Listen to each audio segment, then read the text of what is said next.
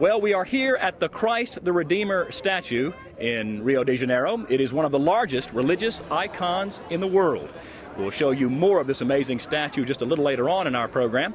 But joining us now to talk more about Louisiana farmers here in Brazil is Ben Guthrie. And Ben is the president of the Ag Leaders of Louisiana. He is a cotton and grain farmer from St. Joe in Tensas Parish. And all, as it's known, represents the organization that is made up, of the graduates of the LSU's Ag Leadership Development Program. And Ben, welcome to This Week in Louisiana Agriculture. Oh, thanks, Mike. Glad to be here. Well, let's talk about this trip. Louisiana farmers are here in Brazil, and as we all know, Brazil probably grows more than its share of soybeans, and that's a big concern for Louisiana bean growers, right? Absolutely. Brazil's growing beans for the export market, and they're our main competitor for exporting soybeans to China and the Far East.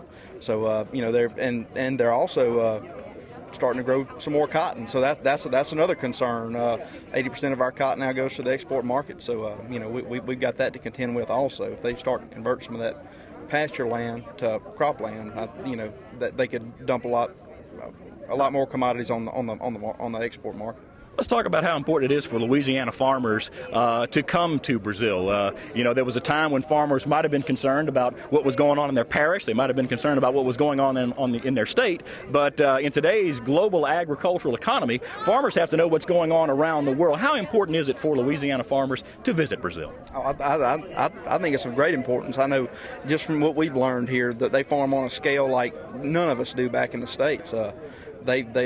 We visited a 67,000 acre farm, and just the scale of their production is just something everybody needs to see. I think everybody who's on this trip will take home something that they can put into work on their operation. It may be small, but I think everybody's learned something useful on this trip. No doubt. And later on in our program, we're going to show you a story about a cotton operation in the Mato Grosso area of Brazil, which 13 years ago had no cotton. Now it's one of the largest cotton producing areas in the country. You're a cotton grower, and cotton has taken a hit in Louisiana over the last few years.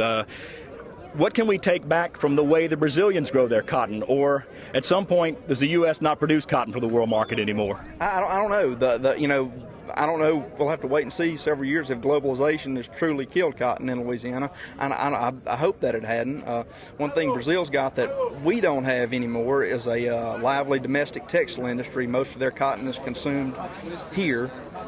So that's one advantage that their cotton growing industry has over ours. Very good.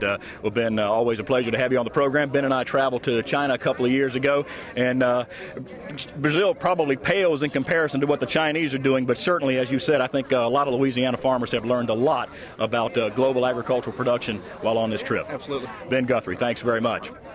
And if you'd like to learn more about the Louisiana Ag Center's Ag Leadership Development Program, you can visit our website, twilatv.org.